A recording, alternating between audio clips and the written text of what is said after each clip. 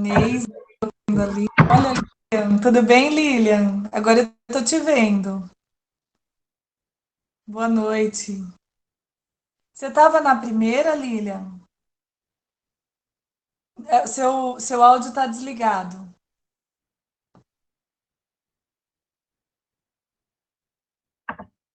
Pronto, Agora sim. agora sim, isso. É, realmente, eu cheguei um pouquinho atrasada, mas deu para pegar o final, estava nisso. Ah, você pegou o final. E, Tá. sim, Eu e tenho, foi, eu tenho foi. boa memória. Eu memorizei todo mundo que estava. Aham. Legal, um assunto bem interessante, viu? E tem a Bem memória boa presente, né? mesmo.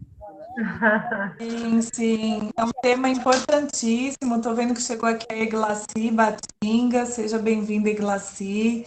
A Márcia, seja bem-vinda também. Então, esse tema, eu estou muito empolgada com ele, sabe, Lilian? Eu estou empolgada porque finalmente eu encontrei uma esperança. Um trabalho de uma vida inteira, né? Eu trabalhei, eu chamo assim, nos dois pilares, né?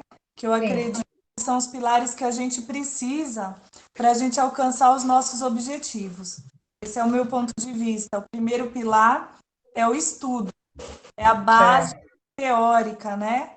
Aham, Ciência, é buscar a fundamentação para a gente não perder tempo com, né, vislumbrando um monte de ideia que a gente não sabe se dá certo ou não. Então a gente é o que sim, pensa, a gente já busca quem estudou, quem veio primeiro, a gente honra esse conhecimento, aprende com ele como se fosse uma corrida levando a tocha.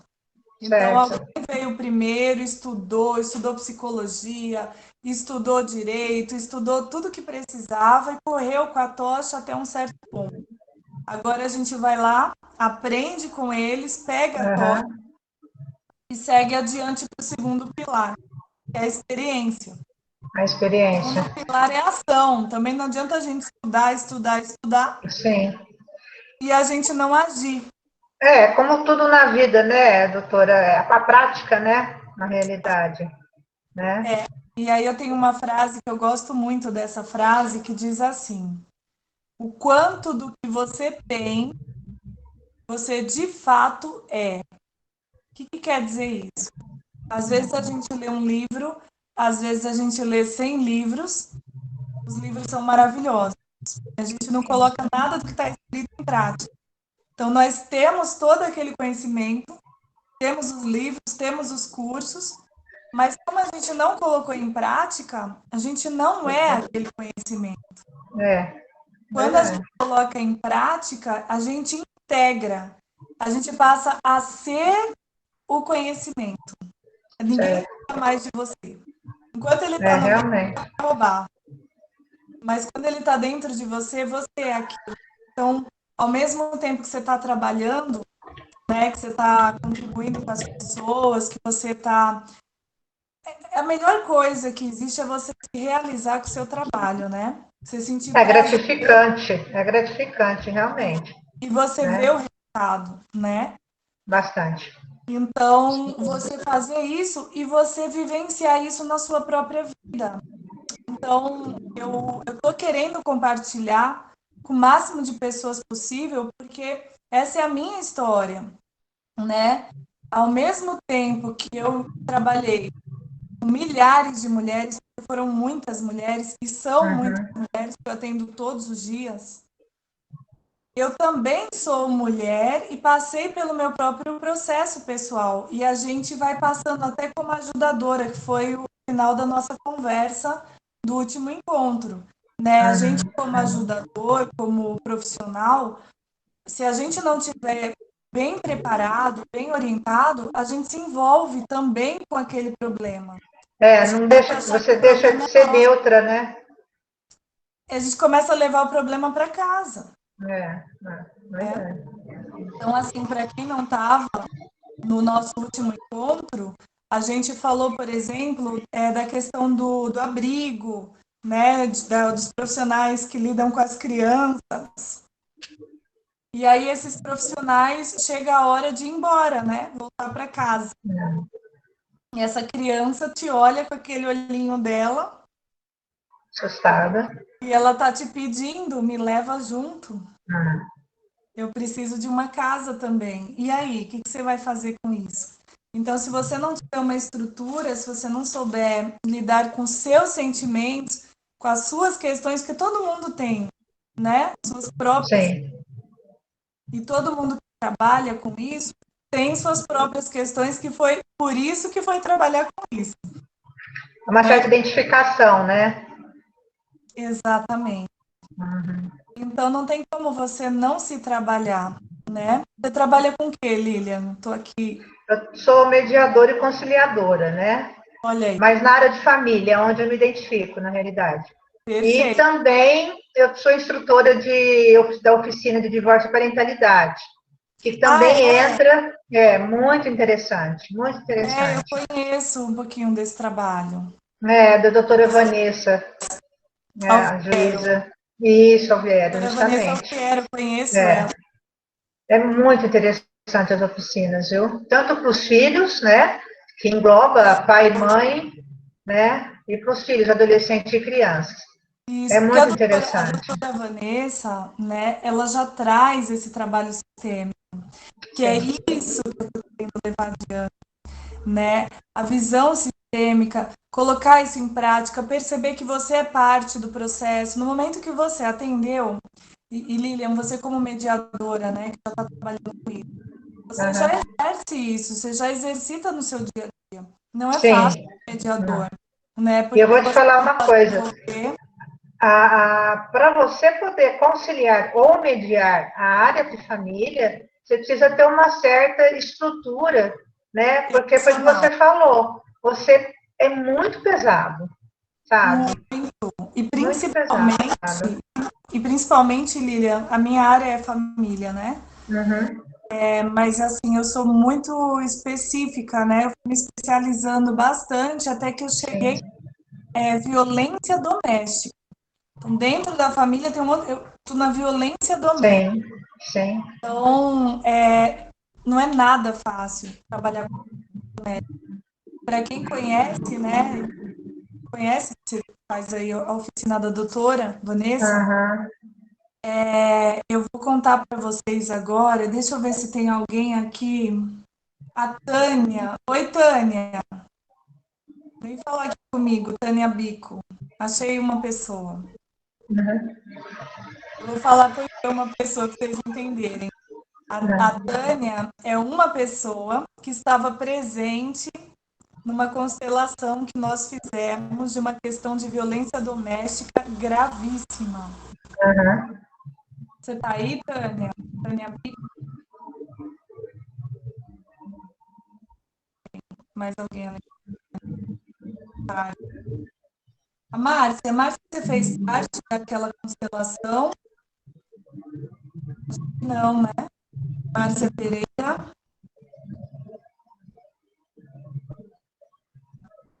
Cadê essas mulheres, gente? Só aparece a foto, não falam? E, bom, essa constelação, Lilian, nós Uhum. fizemos e era um caso muito grave de violência. Esse homem, além dele ele quase matou essa pessoa, essa mulher. Ele Uhum. conseguiu ela conseguiu sair, né? Ela conseguiu fugir de casa, ela saiu fugida mesmo. E nisso Entendi. ela ter saído fugida, ela deixou os 2 filhos com ele. Nossa. E aí o que acontece? O filho mais velho não é filho dele, é filho de outra pessoa. Uhum. E aí ela tinha um filho com ele. E ela não levou as crianças, e essas crianças pagaram caro por isso. Principalmente o enteado, né? Pagaram bem caro. E aí ele procurou o pai do primeiro filho Uhum. e ele pagou para esse homem, ele deu um dinheiro para esse homem e eles fizeram um procedimento que eu não sei te explicar como é que foi isso, porque eu não entrei nesse mérito, mas foi passado, ele adotou a criança, foi colocado o nome dele na certidão de nascimento dessa criança. Olha só.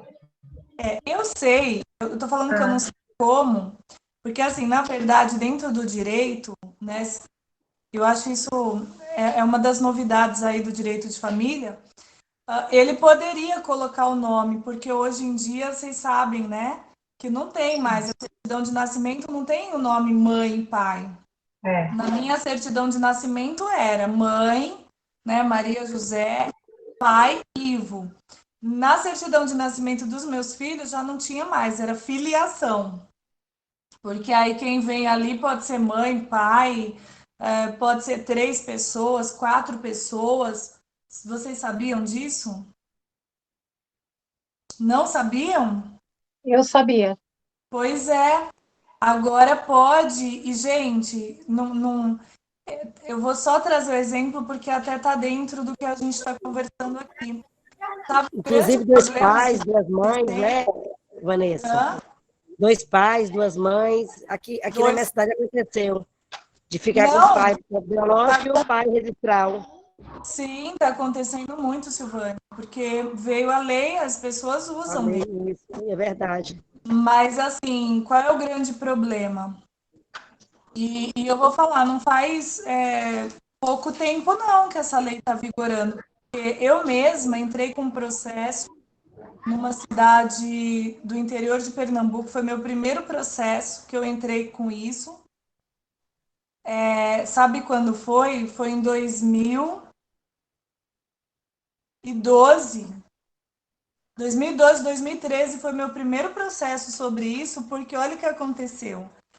A pessoa, a mulher, ela teve um bebê, foi um relacionamento com um homem muito poderoso da cidade, cidade pequena, né, gente? O homem tinha muito dinheiro, empresário, e ele não assumiu a criança. Ela falou que ia entrar com um processo de investigação de paternidade, né, do DNA. E aí ele procurou um advogado da cidade, sabe aqueles advogados antigos e que fazia bastante coisa errada, né? O advogado disse assim para ela: olha, é assim, pela lei, se um homem, falou para o pai, aliás, se um homem se apresentar reconhecendo esse filho como pai, o nome dele vai para a certidão de nascimento. E aí acabou a história. Então você pega qualquer homem que está precisando de dinheiro, paga para ele, ele vai lá e reconhece o filho. E não tem mais o que fazer. E ele fez isso, gente. Ele pegou uma pessoa lá, pagou um valor X, a pessoa foi, reconheceu e colocou o nome na certidão. E essa lei tinha acabado de entrar em vigor. Essa mulher me procurou e me falou: olha só, o pai dele fez isso, agora eu não tenho o que fazer. Eu falei: olha, tenho que fazer. Só que assim, o problema é que você aceitar que fique nome de 2 pais, ou então a gente vai ter que fazer um movimento para tirar o outro, né? E aí eu fui, entrei com a investigação de paternidade, a gente fez o DNA e colocou o nome dele. 2000, acho que foi 2012, 2013, por aí, eu fiz isso. Então, isso ainda existe, isso vem de um movimento por causa do reconhecimento das famílias, dos relacionamentos homoafetivos. Começou por causa disso. Depois, a classificação do direito hoje reconhece 17 tipos de família. Tem reconhecimento pós-mortem também, não tem? Agora? Pós-morte, sim. E aí, nesse movimento, Maria de Lourdes, sabe o que está acontecendo agora?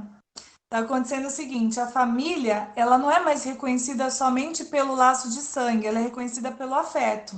Então, também não é necessário que haja relação sexual. É necessário que haja somente afeto e o desejo, né, o acordo, o consentimento dos Verdade. integrantes, né?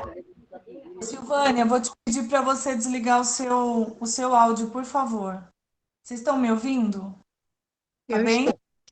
Tá. Então, o que que acontece? Dentro disso, reconheceu que tem afeto e que tem o consentimento, o acordo entre os integrantes de construir uma vida em conjunto, uma vida em comum, é uma família. Então não interessa se tem relação sexual, entendeu? Você mora com a sua prima, não tem relação sexual nenhuma com ela, tem a intenção de construir patrimônio, ficar junto, é uma família, né? Uma comunidade. Ah, vamos montar uma comunidade. Eu tenho um sítio, vou criar várias casinhas, vem meus amigos morar aqui e a gente tem o objetivo de conviver ali. É uma família, chama-se família eudemonista. Então, tem até nome, uma classificação para isso. O que está acontecendo? Olha só a confusão. O objetivo, o que une não é o afeto? Então, vamos lá. Existe o reconhecimento da maternidade, né, e da paternidade afetiva. Isso aí vocês sabem, né? Reconhecimento, então você se torna mãe ou pai por causa do afeto. Você não é biológica, você não adotou, mas você comprova um relacionamento com a criança ou com o adolescente que gerou afeto e reconhecimento. Então você entra na certidão de nascimento assim. E aí, dentro dessa questão do reconhecimento, né, do relacionamento socioafetivo, o casal se separou. Aí, geralmente, vão brigar por causa do filho. Se a gente está mexendo com a violência doméstica, se a gente está mexendo com esse conflito tão grave, as pessoas não conseguem nem se olhar. E aí, esses homens arrumam uma namorada. A Maria de Lourdes já até riu, porque ela já sabe. E coloca o nome da namorada na certidão de nascimento da criança. Então, a mãe passou pelo divórcio, passou pela violência e ainda por cima tem uma outra mãe na certidão de nascimento, que vai ter peso de decisão, gente. Sobre guarda, sobre brigas assim. A mãe quer que o filho faça um curso de inglês, o filho pediu para ela, é o sonho dele e tal. O pai não quer pagar, não quer participar desse pagamento. Ainda coloca a namorada e a namorada concorda com ele. Então, a mãe que pague tudo esquece o curso de inglês. Mas, com licença, Vanessa, nesses casos a mãe pode entrar com um processo para retirar, porque não é só o pai que manda na certidão, né? Vai ter que ter uma discussão. Mas Não aí é assim, o pai fez, tá tudo bem, a mãe tem que aguentar, né? Mas é isso que eu quero te trazer, Márcia. O que está acontecendo? A mãe também está colocando namorado. Tem gente com 4 nomes na certidão. E como o ponto não é esse, a briga não é essa. Quando a gente entra nessa briga, e essa briga ela tá rolando mesmo, as pessoas estão brigando, aí gera Eles usam qualquer arma para provocar um ao outro, né? Isso, e a questão não é nada disso. A questão, no fundo, se a gente for chegar bem perto mesmo para a gente procurar a raiz, Márcia, é a dor emocional, é a questão emocional que não foi resolvida. Então, Sim. eles vão usar de tudo, eles vão brigar por causa do cachorro, porque agora o direito, né, começou aquela coisa toda. Eu sou conselheira tutelar, e aí, então, eu vejo. Então, as crianças são muito vítimas, né, desses machucados dos pais, né? Chegam lá bastante sofridas, assim, por conta dessas feridas, assim, que o casal cria, né? Sempre a criança que paga, né? Na verdade, todo mundo paga, mas a criança, por ser o mais vulnerável, o mais frágil, vai pagar bem caro, né? Eu vou mostrar uma coisa aqui para vocês. Seja muito bem-vinda, viu, Márcia? Obrigada. Eu vou mostrar uma coisa aqui para vocês, para a gente entender bem como é que funciona isso. Deixa eu ver se vocês conseguem ver.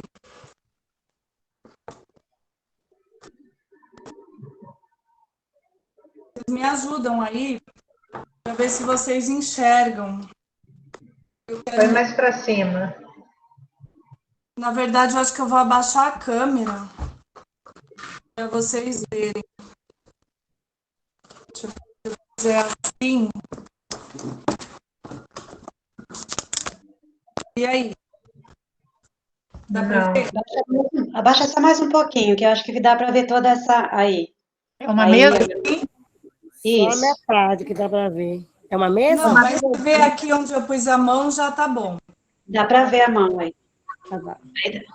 Então, aqui, ó, nós temos a mulher.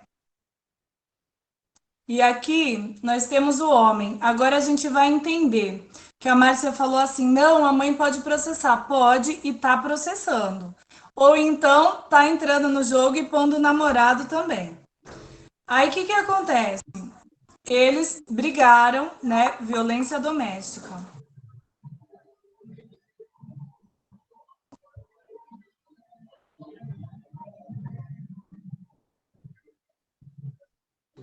Levanta, bota um caderno embaixo. Ah, deixa eu ver aqui, porque...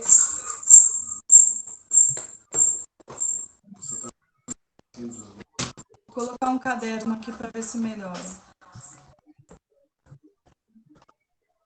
Melhorou? Melhorou. Melhorou, né? Melhorou. Melhorou. Melhorou. Tá ótimo. Então vamos lá. Esse casal aqui, violência doméstica, brigaram. E eles têm essa filha, tá? Essa menininha, a filha deles. Aí o que acontece? A menina ficou com a mãe na briga, tá? A menina ficou com a mãe foi embora. Esse homem aqui, ele não tá olhando para a criança.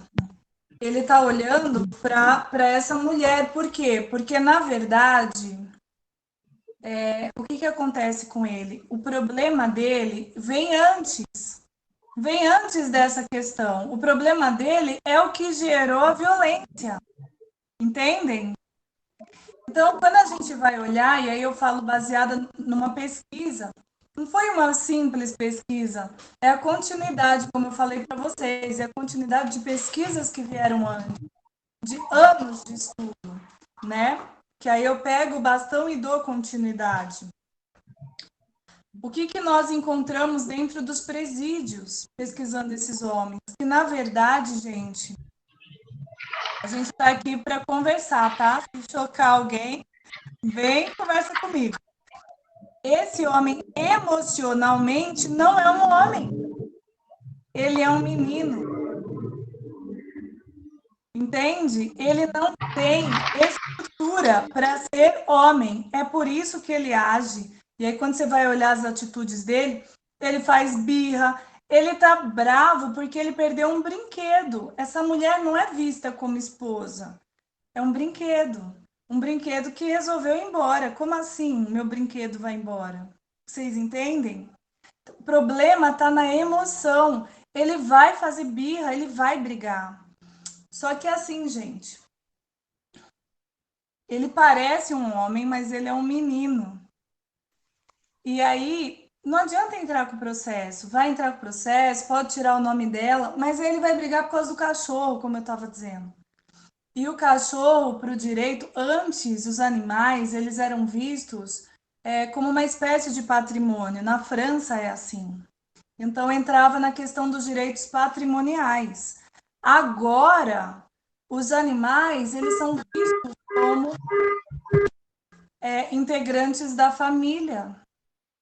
Então, hoje o animal tem direito... Hoje já faz um tempo, tá? Tem direito a testamento, o animal tem direito à guarda, então se discute guarda compartilhada, guarda unilateral, visitação, convivência. O animal tem direito à pensão alimentícia.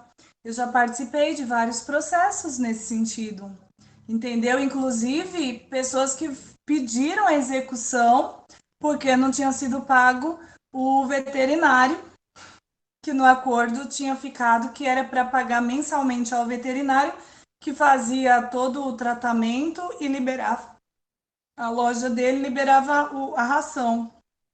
Vocês entendem? E aí, se não for o cachorro, ele vai brigar por qualquer outra coisa. A briga vai continuar. Essa criança, a mãe também está ferida. E geralmente, gente, essa mãe ferida também é uma menina que não sabe, ela não sabe lidar com essa situação. Não sabe. Por isso que é necessário uma rede. Só que a rede, eu trabalhei muito na rede, trabalhei na criação, na implantação, no fortalecimento da rede, né? Estou na rede já faz... O que acontece com a rede? Nós, que pertencemos à rede, nós somos preparadas para seguir o que está escrito na lei. E está escrito na lei o quê? A configuração do crime, né? Do crime da violência doméstica, a punição, os mecanismos de proteção. Então, vamos entrar com medida protetiva de urgência, vamos encaminhar para uma casa de referência, uma casa-abrigo, chama o conselho tutelar, né, para resolver a questão das crianças, chama o advogado que vai fazer o divórcio, que vai resolver a partilha de bens, vê o trabalho dessa mulher que não pode mandar ela embora, por 6 meses ela está protegida. Você vai mexer com todos os mecanismos que a lei prevê, mas você não vai mexer com a emoção. Porque até a parte que nós temos psicólogas, né? Até as psicólogas, elas estão atuando na percepção da situação para que o juiz possa tomar uma decisão de com quem é melhor essa criança ficar. Mas não no tratamento terapêutico, não é verdade? Tem psicóloga aí? E aí, gente, eu não estou te ouvindo, só vejo você mexer a boca. Não estou te ouvindo, deixa eu ver teu nome aqui. A Márcia, não te ouço, só vejo você mexer a boca. Liga o seu áudio. A Rita é psicóloga, né, Rita? Sim. Então, Rita, é complicado, né? Porque como que você vai... Na verdade, a Rita eu ouço e não vejo. Eu também não estou conseguindo me achar aqui. Você também não se vê? É importante eu e você te vermos. Agora agora eu te vejo. Então, Rita, você é psicóloga, você atua onde? Você atua na rede ou você tem uma clínica particular? Como que é? Tenho clínica e trabalho na saúde, né? Em 3 unidades de saúde. Ah, legal, legal. Então, Rita, você percebe isso? Não tem como, né? Humanamente, está sendo impossível tratar tanto caso de violência. Vocês não têm muito. A psicóloga é chamada muito mais para elaborar, né, um parecer técnico para poder compor a decisão do juiz e não para tratar essas emoções. Né? Então, eles estão feridos. Essa mulher ferida, né? Agora eu estou falando com uma psicóloga, essa mulher ferida que está presa em algum momento, algum trauma da vida dela, que certamente teve violência, por isso que ela está reproduzindo, né, Rita? Sim. O que ela vai fazer, Rita? Ela vai arrumar outro menino lá na frente e vai bater nela. Padrão. Até ser tratada.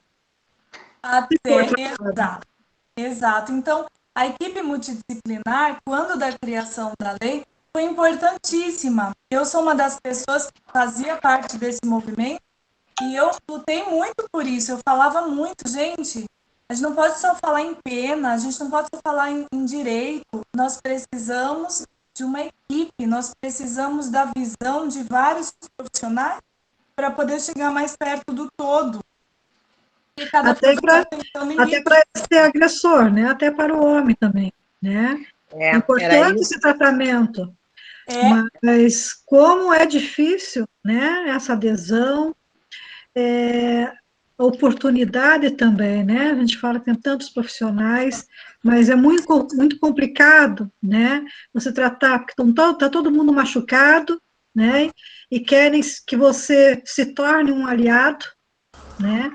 É difícil conseguir separar isso, principalmente na questão legal, né? Que querem só um parecer, uma coisa assim, você feito, e E, né, vamos ver o que vamos resolver dessa família, não resolve nada, né? Só vai multiplicar isso, né, mais tarde, porque essas crianças também vão repetir essa história, infelizmente. Exatamente, Rita. E isso pesa para vocês, né, que estão aí na parte da psicologia, e também para os que estão no grupo dos assistentes sociais, e também para os conselheiros tutelares, que são os que vão emitir um parecer, pesa para vocês, porque vocês sabem que a decisão do juiz ele não tem elementos, porque não é nem possível para vocês buscarem esses elementos de fato. Eles precisariam de mais tempo, de mais dedicação para trazer os elementos mesmo. Mas assim, eu não sei de onde que tu é mesmo, Vanessa. Olha, eu nasci em São Paulo, tá? Minha história começa em São Paulo e depois, porque eu contei, vou contar rapidamente, Márcia. Desculpa. Tá. Vou contar bem rapidamente. A minha história começa em São Paulo, eu nasci lá. A minha mãe ela é indígena. Ela saiu de uma cidade de Pernambuco, foi para São Paulo e casou com um homem 20 anos mais velho, policial e altamente violento. Então, eu sou filha desse casal, de muita violência doméstica. Minha mãe ficou deficiente por causa de todo esse relacionamento. E eu virei a justiceira. Sabe a criança que sai do seu lugar para proteger a mãe? Eu sou essa criança que enfrentou meu pai e perdeu medo, porque de tanta violência parece que você não tem mais medo de violência, né? Verdade. Muito doido. É tanta violência que, na verdade, é normal a violência. Sem violência é esquisito. E eu virei essa criança, né? Então, meu pai faleceu e eu já era envolvida com o movimento feminista. Adolescente, com 13 anos, eu já estava trabalhando em São Paulo para ajudar em casa e me envolvi com o movimento feminista. Quando eu já estava ia fazer 19 anos, minha mãe resolveu voltar para Pernambuco. E nessa época eu já fazia direito. Eu não tinha estrutura emocional, Márcia, para ficar em São Paulo. Os meus irmãos fugiram, né? Assim que começou muita confusão, eles fugiram mesmo e me deixaram lá. Eu fui embora com ela. E aí começa a minha história numa cidadezinha chamada Cupira, em Pernambuco. Cupira, cidade, 25 mil habitantes, muito pequeniníssima. Mas aí eu começo a estudar muito e dentro do movimento eu fui crescendo, né? Então, participei de muita coisa, né? Com grupos internacionais, fiz parte lá da ONU, fui secretária municipal da mulher, trabalhei com uma equipe do governo do estado para implantação da rede, para capacitação. Então, o tempo todo eu fui. Passei a maior parte do tempo em Pernambuco, fiz uma especialização no Rio Grande do Sul, porque lá é o lugar, né, para questões de direito de família. O melhor lugar no Brasil para estudar é o Rio Grande do Sul. As leis saem de lá, então fui para lá. E depois voltei para São Paulo. E vai fazer um mês que eu estou agora em Pernambuco, e aí eu estou atuando em São Paulo, no Rio Grande do Sul e em Pernambuco. Eu estou com a OAB nos 3 estados. Mas eu não estou te ouvindo. Eu só te vejo. Bel, te agradecer pelo elogio ao meu estado, eu sou gaúcha. Ah, é? Que legal. E então o que eu ia te falar... Alegre. Eu moro em Viamão, ao lado de Porto Alegre. Ah, eu conheço. É uma região com 265 mil habitantes, né, grande. Sim, eu conheço. Bem vulnerável, né, porque ela é um município de muita ocupação, né, a gente vem de fora. Então tem bastante violência doméstica aqui, bastante. Assim, nós temos uma delegacia aqui que trabalha muito bem assim, essa questão. Mas o que eu ia te falar é que, assim, quando tu falou ali do homem que não cresceu, ele precisava também de ter um acompanhamento, entendeu? Até para ele poder minimizar o sofrimento dessa mulher. E a gente não dá a bola, né? Que nem tem os casos de pedofilia, né? Claro que eu protejo a criança, né? É meu papel. Mas se ninguém dá um jeito de fazer um acompanhamento psíquico com essa pessoa, ele vai continuar fazendo isso para outras. E eu vou te falar, Ele vai Márcia, multiplicar isso, né? esse nosso encontro, essa nossa maratona, são 4 dias, né? Você tá adiantando. Ai, desculpa. Você tá dando spoiler. Eu tô brincando, tá tudo certo, é o fenômeno. É exatamente aí que eu cheguei, Márcia. Porque dentro desse meu histórico aí, que eu tô te falando, né? Eu tive meu período que eu fui policial também, né? E, nossa, eu era brava, viu? Eu levei essa violência para dentro de mim e manifestei como as crianças fazem quando se tornam adultas. Sim. Só que o que aconteceu comigo? Eu tive uma frustração gigantesca, porque assim, meu grande sonho era que existisse uma lei que punisse esses homens, que depois eu descobri em terapia que quem eu queria punir era o meu pai, né? Sim. Era ele que eu queria punir. Mas ele tinha falecido, eu transferia para todos os homens que aparecessem na minha frente. E o que aconteceu? Eu vivenciei na pele o que acontece com essa criança, então eu não conseguia me relacionar, né? Eu até namorava, mas coitados, né? De quem namorou comigo sofreu. E muito, né? Muito agressiva e tal. Levei isso adiante. Eu direcionei essa agressividade pela luta em defesa das mulheres, né? Eu até me auto-intitulei Mulher Maravilha. E passei muita coisa, Márcia, assim, Sim. ameaças, tentaram me matar, nossa, sequestraram, atiraram em mim. Olha, essa história de defender as mulheres, ainda no Nordeste, que é muito machismo. Machista, né? Nossa, e aí me decepcionei porque veio a criação da Lei Maria da Penha. A lei foi criada, aí eu, uau, pronto, cumpri minha Agora missão na resolvemos. Terra, estou feliz, o mundo vai ser melhor. Aí eu percebi que não era por aí, comecei a falar muito de La Salle, que é um filósofo que ele diz que a lei no papel é só uma mancha no papel, não quer dizer nada.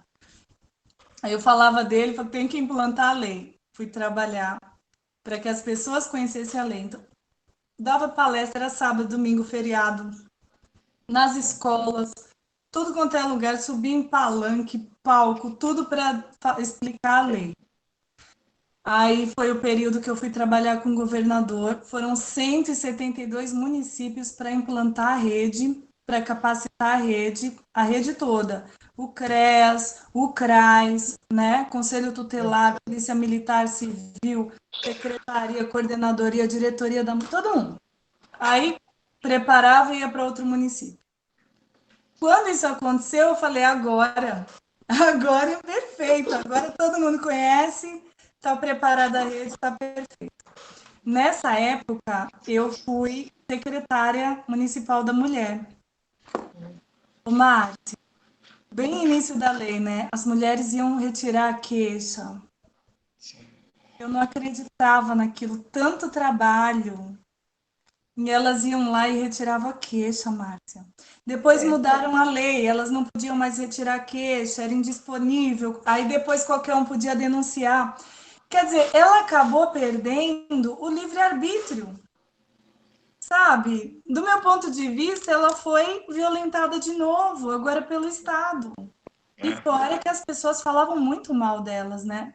Eu ouvi muitas vezes policiais dizendo: eu vou deixar de cuidar de um tráfico, de alguma coisa importante, para cuidar de briga dessas mulheres, né? É dentro da delegacia da mulher. E eles mesmos dizem para a mulher: depois tu vai voltar aqui para retirar, né? É. Não dá para tratar assim. E eu vivenciei dentro das especializadas. Eu estava lá, delegacias da mulher. Já ouvi isso. Rio Grande do Sul, fui para São Paulo, fui para Brasília. Eu ouvi mulheres policiais falarem assim: que foi que você fez para ele te bater? Dentro da especializada. E aí, Eu ouvi isso muito. nossa, e aí aquilo, gente, eu não acreditava. Inclusive, eu vivenciei isso essa semana. Essa semana eu passei por isso de novo como advogada de uma mulher. Eu vou contar para vocês o que aconteceu e já vou contar trazendo a solução, porque essa história é linda. Ela começa horrível, termina linda. Porque já é a aplicação do que eu quero ensinar, que eu quero trazer para vocês, compartilhar com vocês. Deu certo. E o que e tem inclusive testemunhas aqui que eu já vi para poder falar para vocês. Então, essa minha decepção, sabe, Márcia? Falei, gente, não é possível, assim, a vida inteira deixei, né, perdi alguns trechos da minha vida estudando por causa dessa causa. E no fim não deu em nada. E foi nessa hora que eu resolvi olhar, fazer uma pesquisa com os homens. Então, calhou que eu estava fazendo eu fiz o curso de psicanálise, me tornei psicanalista e comecei a caminhar comecei a estudar outros tipos de terapias, encontrei a constelação familiar, fui vivenciando isso e fui tratando a violência em mim, né? Eu fui buscando por minha causa, para tratar a dor que estava em mim. Enquanto isso, a pesquisa. Então, eu descobri na pesquisa, dentro dos presídios, com os homens que estavam presos, ou por prisão preventiva, ou por condenação mesmo, da questão da Lei 11.340, que é a Maria da Penha. E todos eles me autorizaram e eu fui buscar a família deles. E o que eu descobri com a minha pesquisa, que está documentada e tal? Eu descobri que esses homens tinham sido vítimas de alienação parental quando eram crianças. Então, eles, na maioria dos casos, tiveram um pai muito agressivo ou não tiveram pai, assim, nem souberam quem era o pai, ou o pai não era presente, faltou. Sabe o que acontece? Os meninos não são educados para uma referência masculina. O que é que um marido faz? O que um pai de família faz? Quais são as funções, os atributos? Você sabe? Isso não é ensinado. Então, se repete o que se vê em casa. Compreende? E aí foi quando eu percebi... E às vezes também ele é tão agredido pela própria mãe na infância que ele acha, se ela me bate, depois eu vou vou me vingar dessa mãe. Esse mesmo sentimento que tu tinha, né? Muitos meninos, esses homens, apanharam muito das mães, né? E não tinha como se defender. Ele cresce e devolve isso na outra mulher, né? E a gente percebe, Márcia, por essa visão sistêmica, que às vezes ele casa e ele nem enxerga a mulher dele.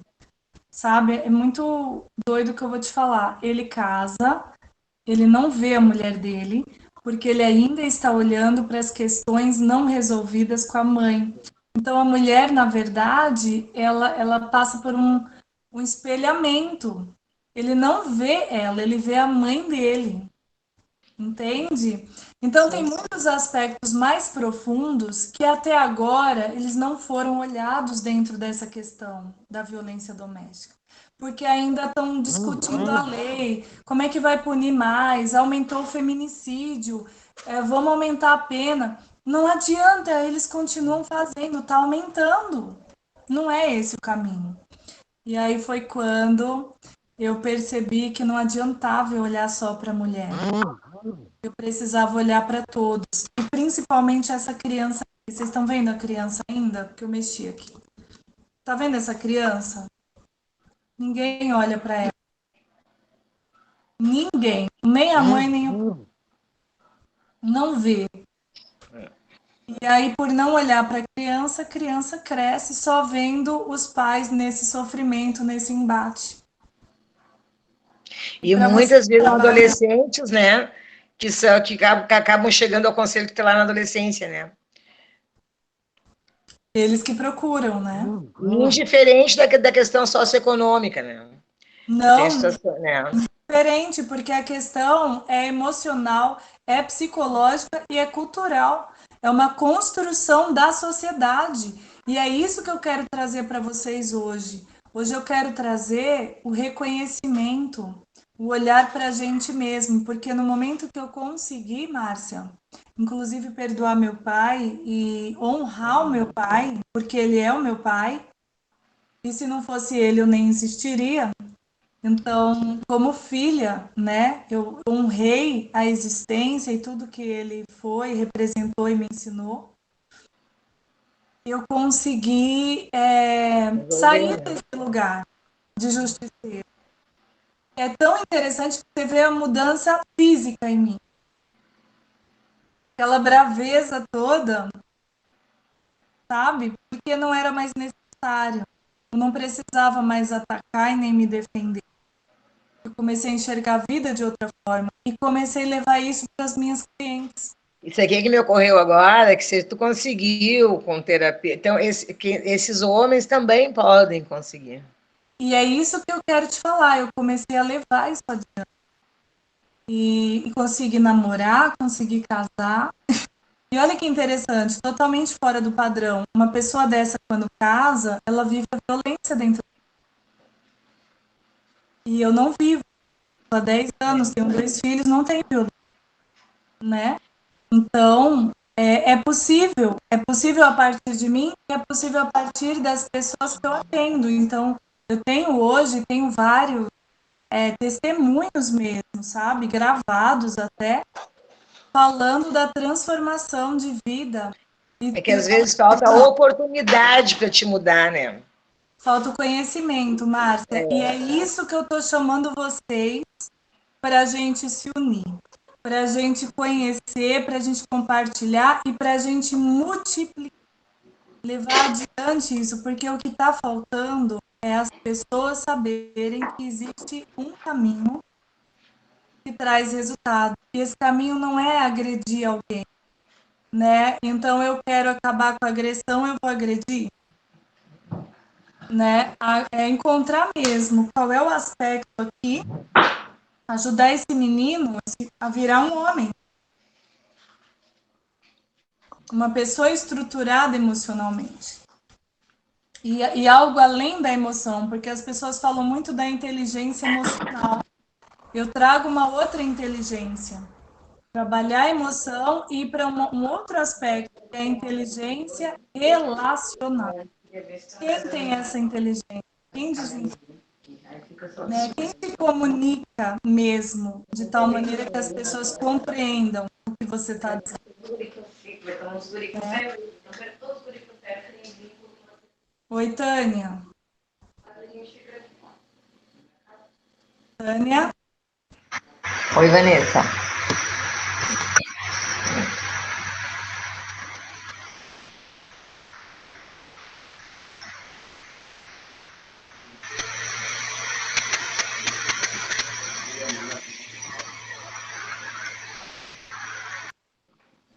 Ô, Márcia, eu vou te pedir para desligar o teu microfone, por favor. Obrigada. Vê agora se você consegue falar. Vê se está dando microfonia. Não, tá bom. Então tá, agora eu consigo. Tudo bem, Tânia? Tudo agora bem, boa noite. Peraí, boa noite. Deixa eu colocar o fone no computador, desligar.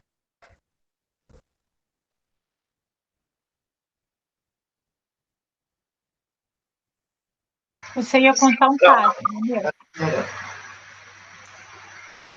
Oi, doutora. Vou contar. Oi, Tânia. Oi. Tudo bem? Boa noite. Tudo bem, boa noite a todos e a todas. Eu estou chamando a Tânia para uma história. Uma história dessa semana. E a Maria de Lourdes que perguntou se a Tânia estava junto, né? Testemunha da história. Sim, verdade. A Tânia estava junto. A Tânia ela é aluna do Instituto da gente, né? E nós estávamos com o grupo de alunos fazendo uma constelação sistêmica de um caso de violência doméstica gravíssimo. E a história que eu quero contar para vocês, gente, é que além desse caso ser muito grave e já vem se arrastando há 6 anos no o processo, a questão de alienação parental, além da violência da Maria da Penha, né? Alienação parental no sentido que este homem, ele não permitia que a mãe tivesse acesso aos filhos. E ele ficou com as crianças e a mãe, além de ter vivenciado a Maria da Penha, além de ter fugido com medo de morrer mesmo, e as mulheres passam por um medo muito grande de não conseguir a proteção do Estado, que é prometida, né? Porque fica muita dúvida, né, gente? Aparece lá na televisão, fulana fez o boletim de ocorrência, fez tudo, não sei o quê, e morreu, ele matou. Então a mulher, ela fica com isso na cabeça, será que eu vou denunciar, ele vai ficar com raiva, ainda vai piorar a minha situação? Então ela sofre também desse medo de não conseguir a proteção do Estado, né? Vocês percebem isso, né? Isso é bastante comum. Comum também quando elas vão até para abrigos secretos, elas não se sentem seguras, nem abrigos secretos. Não se complica bastante também. E se sentem presas no abrigo, é bem complicado, né? Porque mexe com a identidade, mexe com tudo delas. E aí, o que acontece? Então ela fugiu, ficou com medo por causa do Estado e ainda por cima sofreu alienação parental porque ele não deixou ela ter acesso às crianças e ela ficou vendo de longe, né? Assim, porque ele postava nas redes e tal, e algumas pessoas contavam o que ele estava fazendo, a criação que ele estava, como ele estava tratando essas crianças. Para vocês terem uma ideia, um dos meninos de 8 anos, ele entregou o carro para o menino dirigir, gente. 8 anos. Idade da minha filha. Então é isso que essa mulher estava vivenciando. E aí ela trouxe para a gente essa história, para a gente constelar. E a Tânia tava nesse grupo, foi essa semana. E o que eu quero contar para vocês que eu fiquei indignada foi o seguinte: era Páscoa. E aí ela fez uma tentativa de aproximação. E ela foi e comprou ovos de Páscoa. E foi lá levar para as crianças. Quando ela chegou lá, antes de chegar, ela 2 quadras antes, ela encontrou essa criança de 8 anos. Tava sozinho no parque. Ela parou, filho dela, ela olhou e tal, você tá com quem? Com ninguém. Cadê seu pai? Não, meu pai me deixa aqui e vem me buscar no final do dia. E era justo o dia, gente, da constelação dela. O que ela fez? Ela pegou o filho, colocou no carro e levou embora. Vocês têm noção do que aconteceu? Imagina esse homem quando descobriu que o menino não estava lá no parque e ele estava com o outro. Nossa, mas foi uma confusão. Ele ameaçou e assim ele mandava áudios para ela, ele fazendo prova contra ele mesmo, sem medo nenhum da justiça. Falando para ela, porque eles falam, né? Falam, pode procurar a justiça que eu mato você do mesmo jeito, né? Assim que eles falam. Pode procurar. E eu fiz até uma live falando sobre isso, né? Porque muitos são absolvidos quando matam. Agora mudou, porque teve uma decisão do Supremo que não permite mais a tese de legítima defesa da honra. Mas a legítima defesa da honra, até o mês passado, estava absolvendo homens que praticavam feminicídio. E eles, sabendo disso, eles falavam, né? É melhor matar do que bater. Olha só. E ele mandou esse áudio para ela e tal, e ela me ligou e eu estava na constelação. Eu falei para ela, vai para a delegacia agora, faz o boletim de ocorrência, procura uma especializada, registra a ameaça, registra o que ele fez com a criança, né? Vou até mexer com a Márcia agora, que é do Conselho Tutelar. E olha só o que aconteceu, para deixar a Márcia indignada. Você está ouvindo, Márcia? Tô ouvindo, sim. É o abandono de incapaz. Pois é, Márcia, olha só, olha essa história. Eu falei para ela ir, né? E ela foi. Chegou lá, gente. O policial falou que não ia registrar o boletim de ocorrência e que ela tinha que devolver a criança para ele, porque ela não podia pegar o filho desse jeito. E que ele não ia registrar e que não tinha nada a ver com o que ela estava dizendo e que como é que não acreditou que tinha uma advogada falando. Ele falou que era o máximo se ela tivesse como provar era crime de trânsito, Márcio. Que é isso? Isso aconteceu. Que dia que foi, Tânia? Nem sei que dia que foi. Foi esses dias. Foi sábado. Aí tinha que denunciar esse policial na corregedoria também. Mas é lógico, é lógico. E aí, gente, esse homem foi para a delegacia também. E, gente, ele foi bater nela na frente do policial. Ele foi bater nela. E aí o atual marido dela estava junto, filmou, mandou para mim a filmagem, ele indo bater. Gente, uma coisa absurda na delegacia. Essas coisas existem, não é uma coisa incomum, não. Ela não é normal, mas ela é comum. Existe Como é que a gente resolve isso, né? Aí eu gostaria, Tânia, se você pudesse contar um pouquinho do que aconteceu, da experiência da gente. Você pode? Aqui as coisas é assim, na surpresa. A pessoa vem assistir a aula e eu não estou te ouvindo, teu áudio está desligado. Verdade, coloquei o fone e não liguei o áudio. Bom, eu participei então, né, dessa constelação, uma constelação que na verdade ela tinha um tema, mas que para nós foi totalmente surpresa, porque nós nem sabíamos quem era a constelada, mas não sabíamos, né, disso, porque isso foi uma coisa que aconteceu na hora, né? Nós entramos num campo, que a gente fala o campo sistêmico, que é o campo, né, aqui, né, online, como estamos agora, né? Aí houve a abertura da constelação e depois, logo no início, a doutora Vanessa nos posicionou, né, do que estava acontecendo em paralelo no mundo, digamos, real, né, externo aqui a esse campo aqui, né, que a gente está agora se vendo no sábado, que é a mesma coisa. E, assim, já participei de muitas constelações, né? Muitas agora do Instituto há um ano, mas já participei de outras também. E foi algo muito impactante, né? E realmente nós pudemos, assim, vivenciar online, presencialmente, né? Vamos dizer assim, ao vivo, né? Algo que eu realmente, assim, já tinha, né?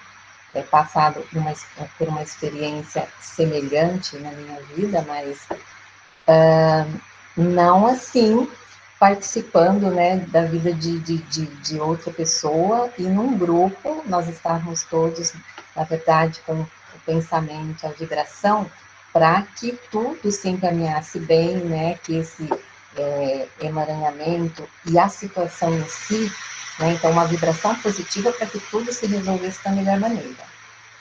E graças a Deus houve assim um resultado extraordinário, né? Uma reversão completa da situação. E foi muito bom porque você consegue realmente ver, vivenciar como que nós, seres humanos, né, somos tomados por alguns minutos, né, por uma situação assim tão louca, inusitada, enfim, né? Mas que tudo é possível ser solucionado com atenção, com comunicação, com amor, enfim. Aí acho que a doutora Vanessa vai poder estar colocando assim melhor para vocês. É isso, doutora Vanessa? Alguma coisa a mais a senhora gostaria que eu colocasse? Não, tá bom. Tá. Obrigada. Eu eu quero trazer para vocês, para ficar mais palpável, né, o que houve, é que o que a gente conseguiu trabalhar enxergando as emoções daquelas pessoas, porque a gente criou um campo para olhar como é que estava sendo essa dinâmica familiar, a gente compreendeu. E aí, por telefone, eu trouxe para ela, que estava na delegacia, o que, que a gente estava mexendo e percebendo ali. E ela começou a colocar em prática isso na delegacia. O final da história é que ela entrou no campo, né? Ela entrou como vocês estão aqui, e entrou o marido dela e entrou o ex-marido também no campo com a gente. E a gente foi levando essa comunicação e essa visão que a gente conseguiu perceber que eles não percebem.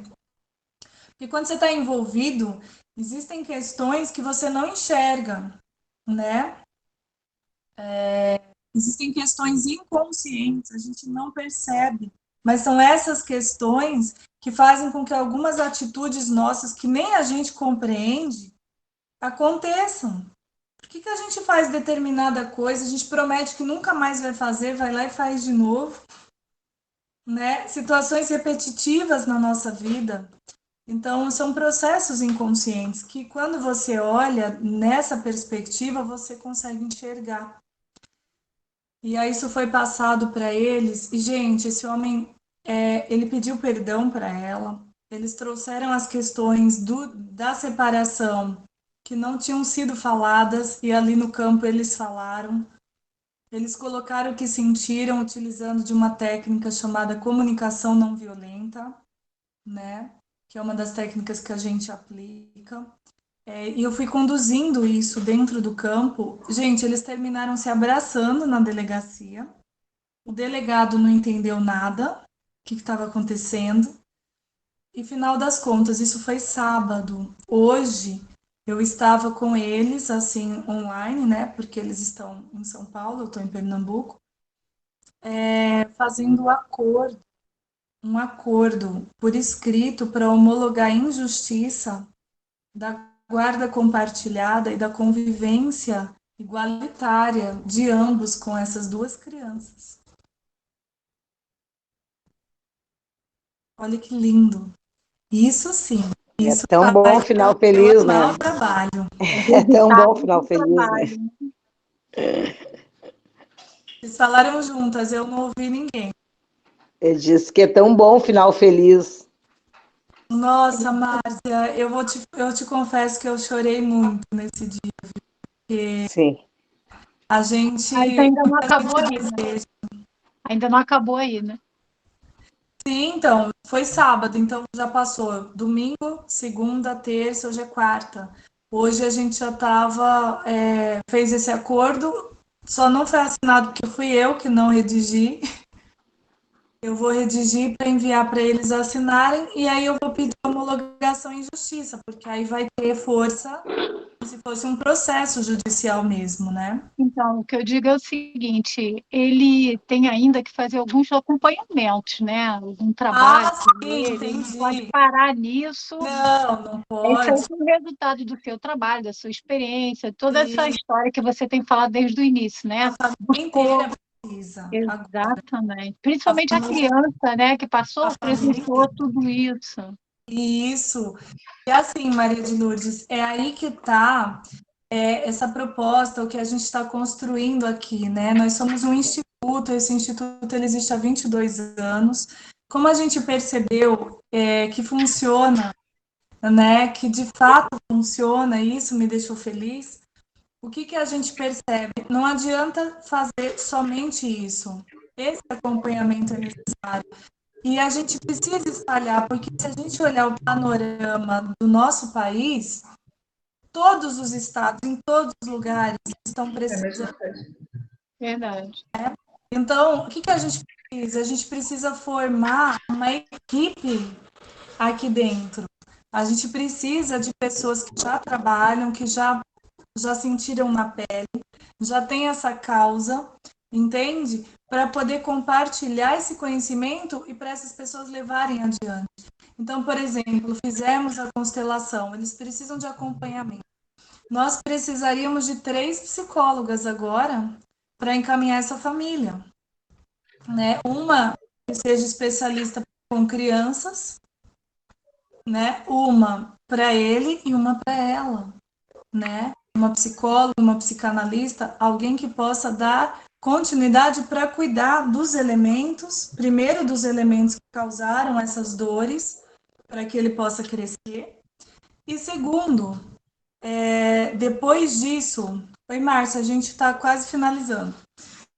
E depois disso, o segundo aspecto, né, é ensinar como que eu me comporto como esposa, como mãe, como é ser mãe. A pessoa, às vezes, você tem que se virar. Essa é mãe. Doutora Vanessa, oi, Lívia. Desculpa te interromper, mas eu posso falar agora para os meus colegas aí que eu fui.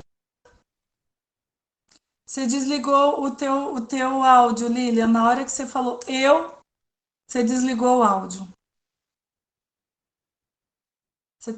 Seu microfone. Pronto. E agora, tá bom? Sim, você criou uma expectativa. Você fez, eu posso falar para os colegas? Isso. Na realidade, eu fui uma dessas mulheres, tá? E passei por tudo e mais alguma coisa, que cada um tem sua história, é baseado nisso. Então, cada um fala. Ao meu não pode ser a mais nem a menos de cada uma, porque a gente sabe até onde dói na gente, certo? E me envolvo muito em relação a isso hoje, né, da violência da mulher, né, do porquê que os homens chegam a fazer dessa forma, do tanto que os nossos filhos são afetados, porque eu tenho uma filha que ela faz tratamento com psicólogo, tá?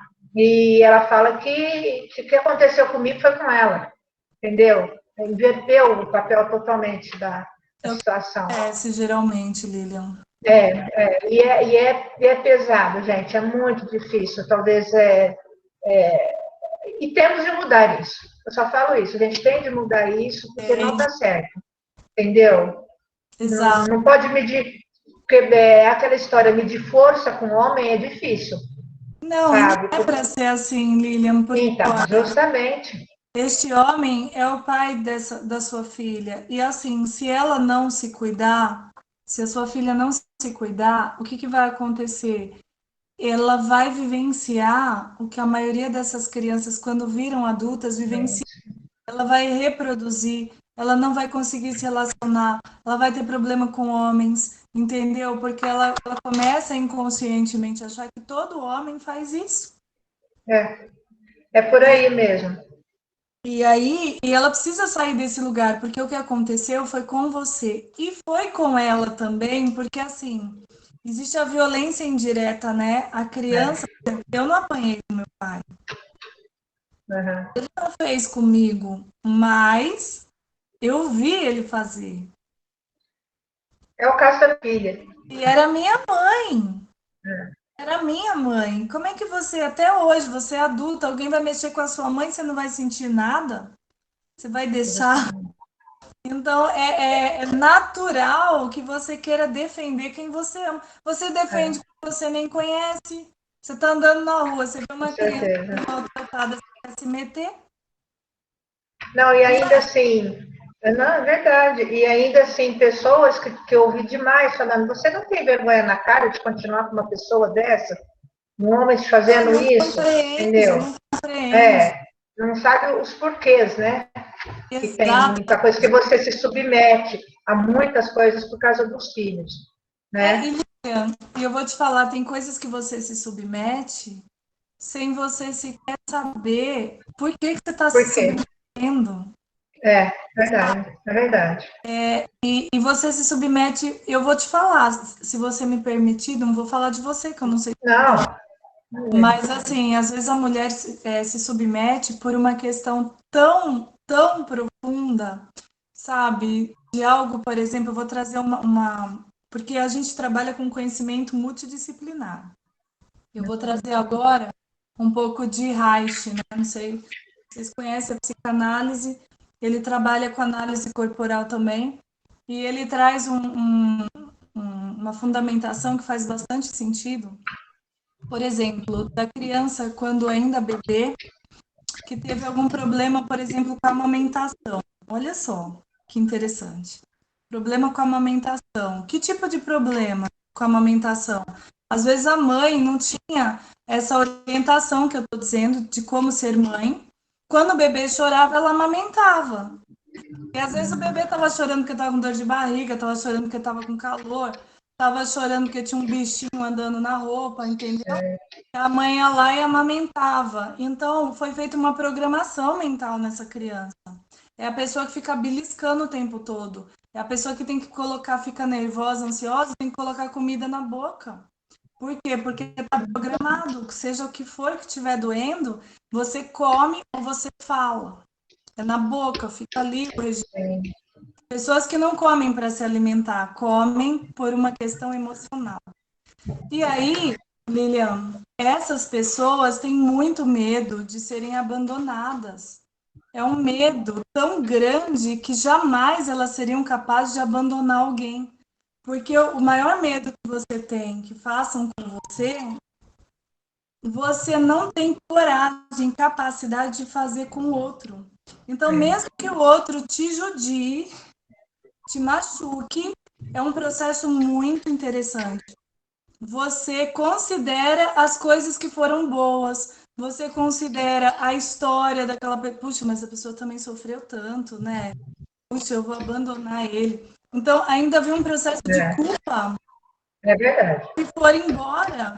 E no final das contas, o motivo está lá, quando era bebê, que se sentiu abandonada pela mãe. No sentido abandonada, assim, que a mãe não olhou para a pessoa. Não é que a mãe abandonou, tá, Lilian? É a percepção da gente que programa a nossa mente. E a gente nós somos muito poderosos, gente. A gente eu cheguei a um ponto, que eu estou com 56 anos hoje, né? E simplesmente eu fiquei nessa situação uns 22 anos. Eu fiquei 30 anos casada. Meu marido faleceu faz um ano, que Deus o tenha, né? Então você não separou dele, você faleceu. Não consegui separar, porque ele me ameaçava minhas filhas, entendeu? Era uma coisa assim muito... E nisso, psicológico, o meu psicológico, eu tenho epilepsia, não tenho mais, graças a Deus, tirei fora. Mas fibromialgia, artrite, psoríase, tudo que imaginar em termos de... Começa a ter muita doença, porque o corpo é psicossomático, o corpo da gente começa a estourar. A gente é uma máquina bioquímica, então você passa tanto medo, tanta raiva, tanta adrenalina. Aquilo vai criando no seu corpo, né? Teve até um estudo que eu fiz, em psicologia analítica, né? Que fala sobre a memória corporal, que o corpo fala. Então, você tem uns nódulos, aqui é muito duro, a perna direita dói demais, a perna esquerda deu trombose. Quando você vai olhar, então por que seu corpo está falando de tanta emoção, tanta química que você colocou nele? Quantas vezes você é difícil. Pensa, chorando, segurou o choro, porque ainda se sente culpada, e se chorar se sente fraca, e aí não pode ser fraca, tem que ser forte, porque tem as filhas. Não tem com quem conversar. Vou conversar com quem? Vou conversar com a sua mãe, conversar com o pastor, com o padre. As pessoas não compreendem. Começa a dizer, o que você está fazendo com esse homem? Por que você não vai embora? As pessoas não compreendem. Isso. Que tem muita... Na realidade, nas conciliações, nossa, a maioria das vezes é justamente isso, sabe? Infelizmente, ela provém mais do homem do que da mulher. Existe sim, foi o que você falou, né? Mas o homem, ele tem a força, eu bato muito nisso, sabe? Porque além do psicológico que ele acaba com você, ele tem que te dar um tapa que simplesmente você te quebra a cabeça, entendeu? E essa coragem vem justamente na hora que ele bebe um pouco, né? Na hora que, sabe, se acha ofendido, diminuído, certo? Então, totalmente. É uma coisa assim. Mas, resumindo a minha história, que eu fiz questão de que vocês ouvissem aqui, que é um relato, que caso a gente não faz, né? Mas Tô bem, faz 1 ano que ele faleceu. Subi, tô em pé, tô sem dor nenhuma. Claro, você não precisa mais da doença, né? Entendeu? Assim, é lógico, tô tratando, mas tô fazendo um acompanhamento psicológico, sim, sabe? E tô aí, gente, eu tô aí para passar que realmente existe essa dor interior dentro de todas nós, entendeu? Assim, quando entra, porque pode nem ser com você, mas pode ser com uma amiga, com uma estranha, e você às vezes se coloca no lugar da pessoa, poxa vida, né? Que desagradável essa sensação. Mas enfim, vamos então se reunir aí que tô nessa. Legal, Leila, muito obrigada. E é isso, tem muita gente trabalhando, mas eu acho que o grande ponto é a gente concentrar para encontrar esse caminho e fazer junto. Entende?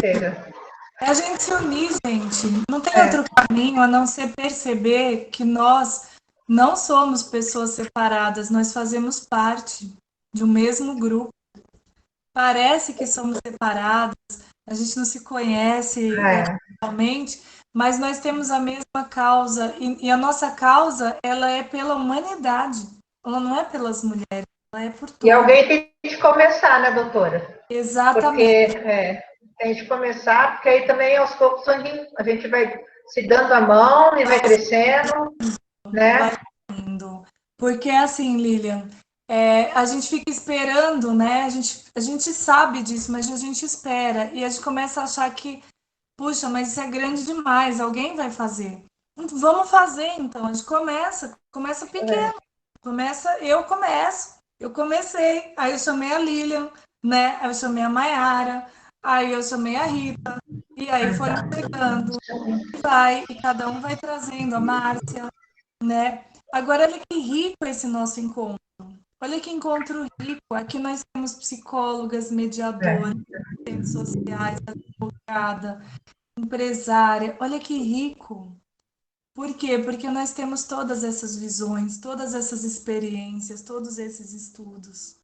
E aí a gente se une no mesmo propósito. Um propósito de um olhar diferente.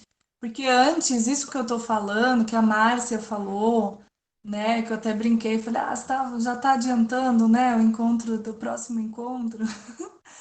A Maria de Lourdes. Então, o que acontece? Antes, falar de olhar para o agressor era uma agressão. Como assim? Você vai defender o agressor?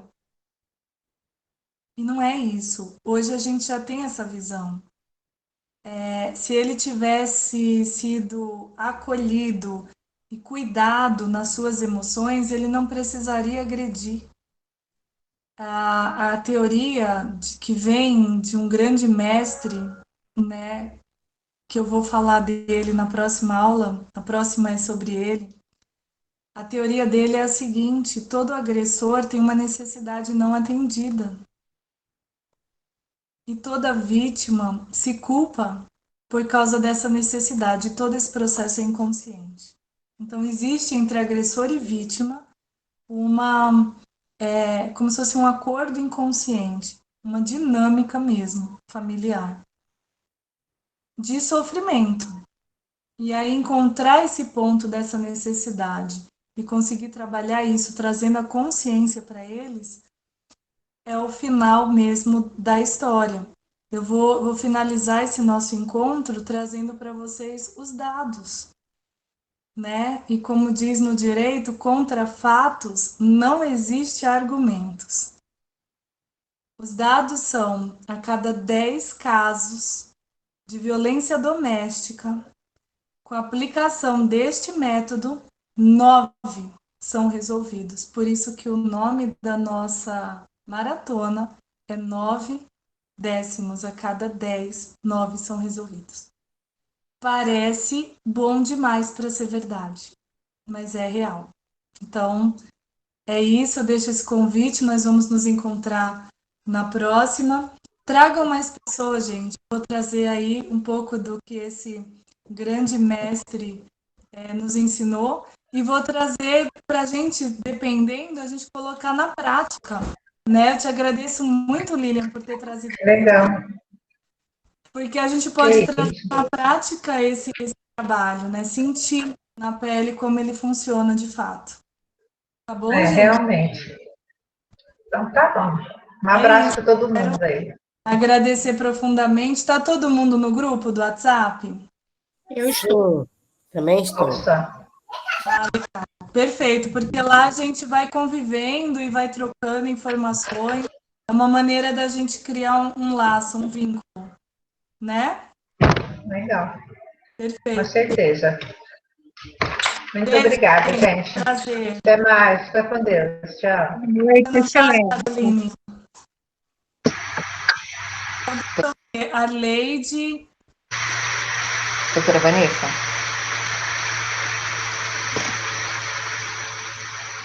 Doutora Vanessa, tá me ouvindo? Estou te ouvindo.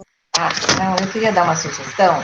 Se todo mundo puder tirar um print da tela agora, né, e postar nas redes, isso ajuda a trazer mais pessoas, né? Falar que, olha, participamos de uma aula assim, e convidar outras pessoas para trazer para a próxima aula, tá bom?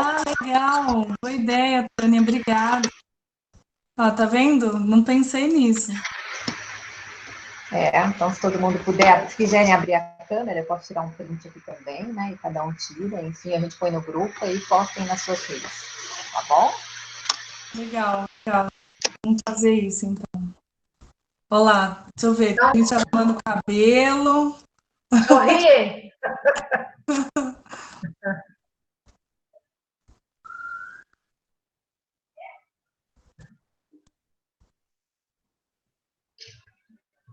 Legal.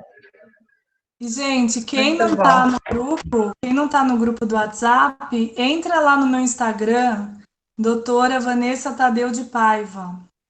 DRA Vanessa Tadeu de Paiva. E manda no direct, viu, seu número, que a gente acrescenta, a gente coloca você no grupo do Instagram. Tá bom? Tá bom, então. Se tiver. Até mais, gente. Até a próxima. Tchau, até a próxima. Beijo, tchau. Tchau. Até a próxima, tchau.